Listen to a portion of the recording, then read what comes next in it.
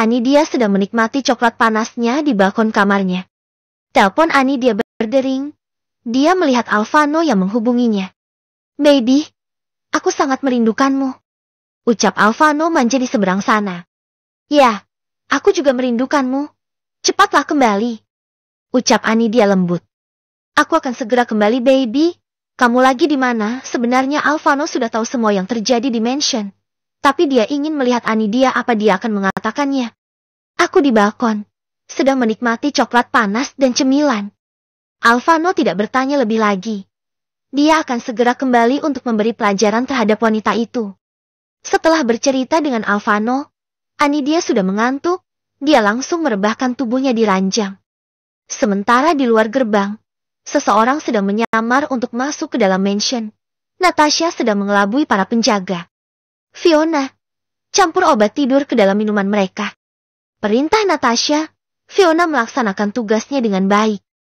"Jangan sampai ada yang tahu, kalau kamu berani mengatakan sesuatu, aku akan melenyapkanmu." Fiona mengangguk.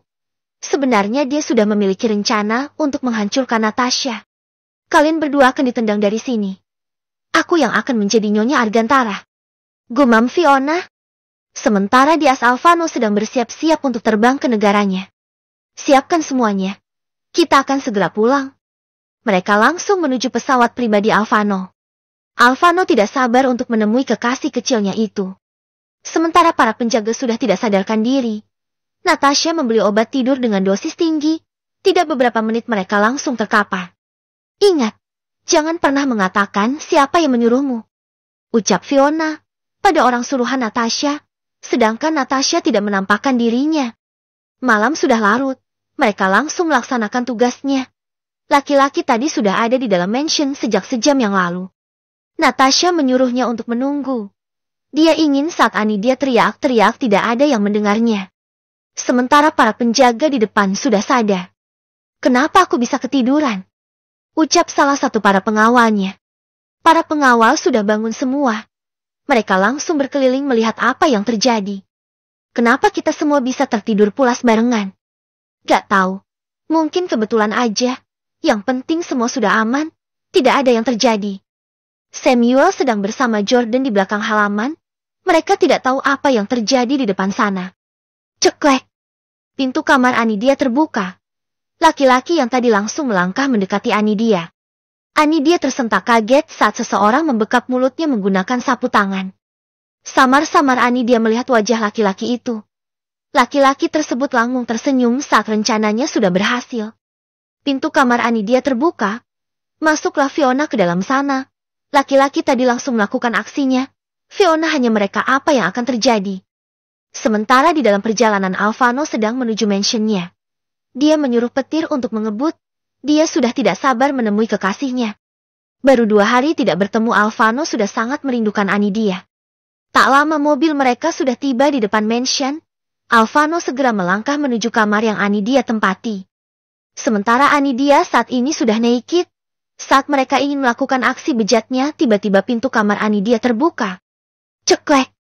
Fiona dan laki-laki tadi terkejut bukan main. Dor. Dor. Dor. 3 tembakan langsung bersarang di tubuh laki-laki tersebut. Alvano tidak menembak mati laki-laki itu. Dia cuma menembak di tangan dan kedua kaki laki-laki tersebut. Ahak. Fiona berteriak saat melihat laki-laki tersebut sudah terjatuh ke lantai. Bajingan. Apa yang kalian lakukan brengsek? Alvano sangat murka. Dia langsung menutupi tubuh Anidia menggunakan selimut tebal. Jordan, Samuel dan petir langsung menuju lantai 2. Mereka terkejut mendengar tembakan dari sana. Apa yang terjadi? Tanya petir saat sudah berada di sana. Para penghuni mansion sudah berkumpul ke lantai 2 melihat apa yang terjadi. Bianti sangat terkejut melihat keponakannya yang sedang menangis ketakutan. Apa yang kalian kerjakan sampai-sampai wanita jalang ini berani-beraninya melakukan hal menjijikan kepada Anidia? Murka Alvano pada sahabatnya itu. Jordan langsung terpaku. Mereka tidak tahu apapun. Mereka benar-benar lengah kali ini. Urus jalang sialan ini, seret mereka ke ruang bawah tanah sekarang juga. Tanpa menunggu lebih lama lagi mereka langsung menyeret Fiona dan laki-laki tadi dari sana. Periksa seluruh cacat TV di sini. Alvano mendekat ke arah ranjang melihat kondisi Anidia yang masih tak sadarkan diri. Maafkan aku, baby. Aku benar-benar tidak tahu akan terjadi seperti ini. Aku akan menghukum semua yang sudah melakukan ini padamu. Mereka akan menerima hukuman dengan setimpal. Alvano mengecup kening Anidia sangat lama. Jangan ada yang menceritakan semua kejadian malam ini padanya. Jika ada di antara kalian yang mengatakan semua itu, aku akan membunuh kalian semua. Para pelayan di sana langsung menunduk. Sementara Natasha pura-pura seperti orang yang baru bangun tidur. Ada apa ini? Kenapa ada banyak orang di sini? Natasha masuk ke kamar Anidia. Ada apa, sayang? Apa yang terjadi padanya? Ucap Natasha pura-pura. Jangan pura-pura bodoh, nak.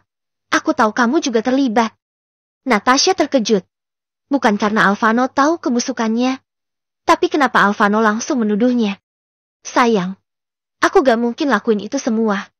Aku tahu kamu. Jadi aku tidak akan berani melakukan semua itu. Percayalah padaku, sayang. Ucap Natasha manja. Kita lihat aja nanti. Jika kau terbukti melakukan semua rencana ini, aku akan menghancurkan hidupmu dan bayi yang sedang kau sembunyikan itu. Deh. Natasha langsung terdiam. Bayi apa Alvano tahu tentangnya? Pikir Natasha. Setelah menyuruh semua orang keluar, Alvano mengganti pakaian Anidia dengan pakaian yang baru. Dia juga ikut tidur memeluk kekasihnya. Biar besok dia melakukan kekejaman terhadap manusia tidak tahu diri itu. Alvano terus mengecup Anidia. Dia juga melum terakus bibir Anidia. Anidia yang baru sadar langsung memegang kepalanya yang terasa sakit. Ada apa, baby? Apa yang kamu rasakan? Anidia langsung bangun melihat sekelilingnya. Hanya ada Alvano di sana. Anidia bernafas lega. Cuma mimpi. Gumam Anidia. Udah, sayang. Sekarang udah ada aku di sini. Kamu tidak perlu takut. Ya. Ngomong-ngomong, kapan kamu pulang? Aku baru aja pulang, baby. Kenapa tidak membangunkanku? Wajah Anidia langsung terlihat gemas. Aku sudah membangunkanmu, baby. Kamu aja yang tidur seperti mati. Anidia terkekeh. Pipit dan Lisa juga sering mengatakan seperti tadi. Kenapa aku memakai baju yang lain? Jangan-jangan kamu udah.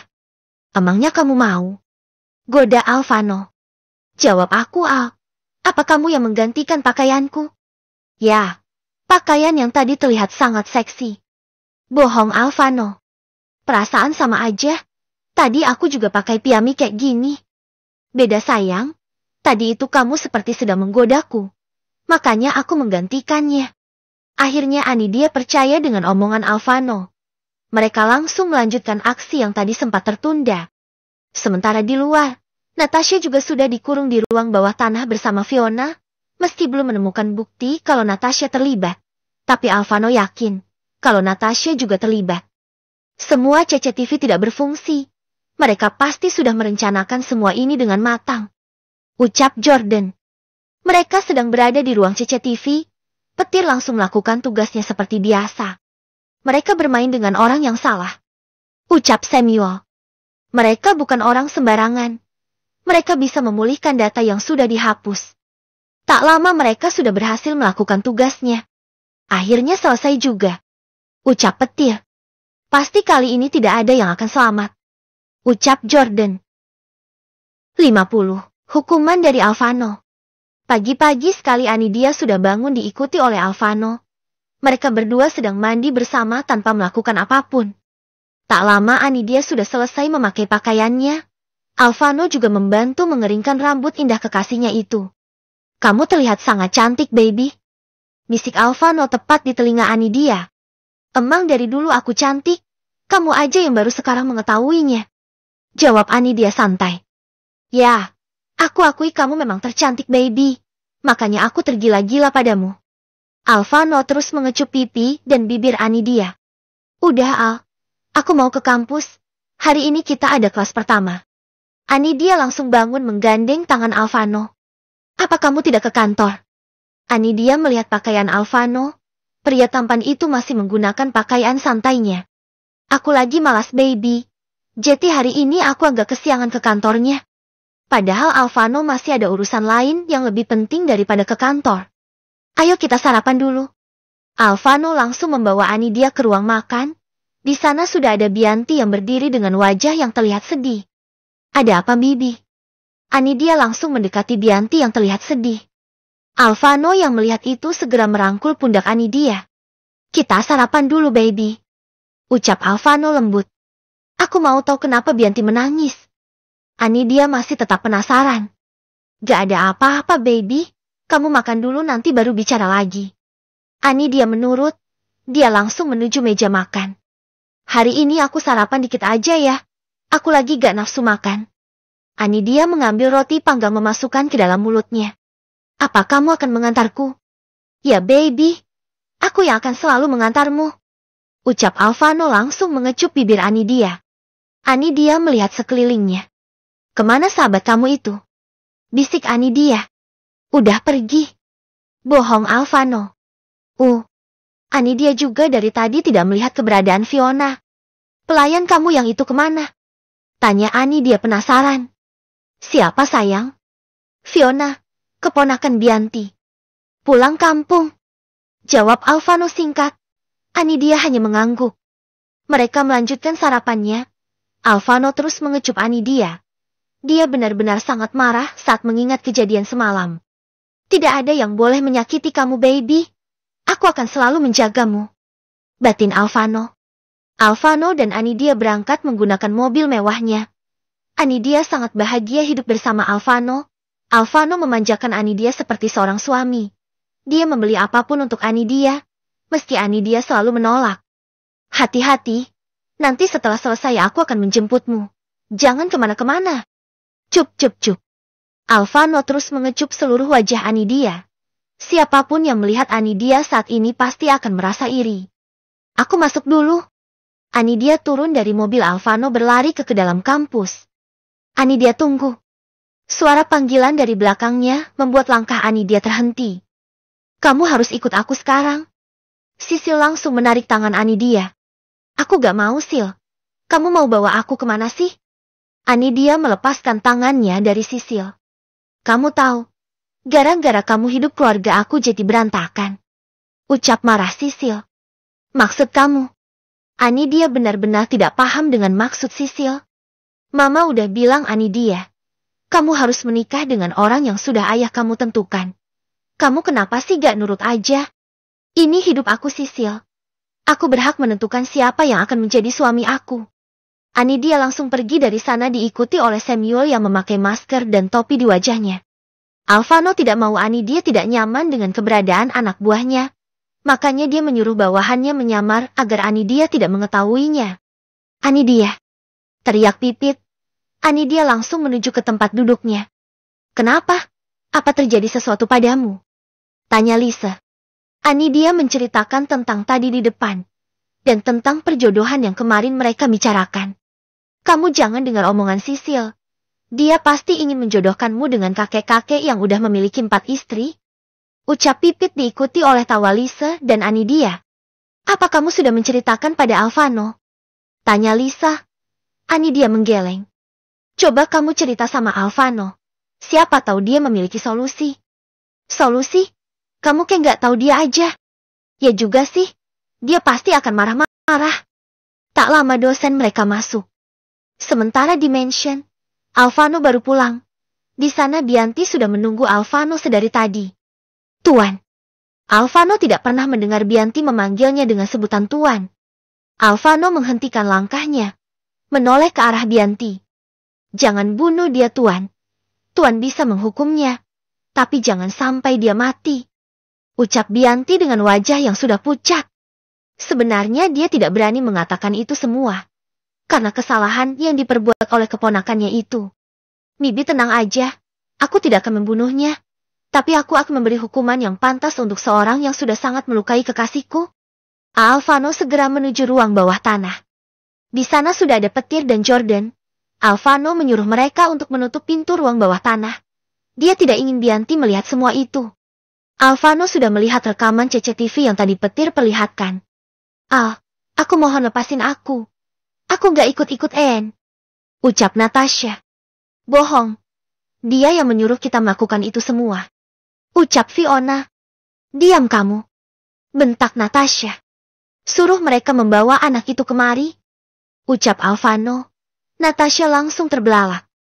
Al, apa maksud kamu? Kamu pura-pura gak tahu. Kamu sudah memiliki anak Natasha. Anak yang kau buang. Perjelas Alvano. Ya Al, kamu salah paham. Dia anak yang aku temui di Inn. Aku tidak peduli itu anak kau atau bukan.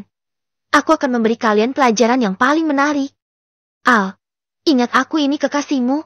Aku adalah calon istrimu sebelum wanita itu datang. Aku yang selalu ada untukmu di saat kamu kesusahan. Ucap Natasha. Aku sudah menyuruhmu untuk pergi, Nat. Aku sudah berbaik hati menampungmu.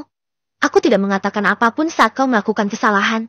Tapi kali ini kau melakukan kesalahan yang sangat fatal. Alvano bangun dari tempat duduknya berjalan mendekati Natasha. Ah, Haki. Sakit, Al. Teriak Natasha saat Alvano menarik rambutnya. Ini belum seberapa. Aku bahkan bisa melakukan hal yang lebih menyakitkan dari ini. Ambil cambuk. Aku sudah lama tidak bermain-bermain dengan benda itu. Natasha dan Fiona langsung gemetar saat melihat cambuk yang ada di tangan anak buah Alvano. Alvano langsung memulai aksinya. Iblis di dalam tubuhnya langsung keluar. Jangan, Al. Aku mohon jangan lakukan itu. Teriak Natasha memohon.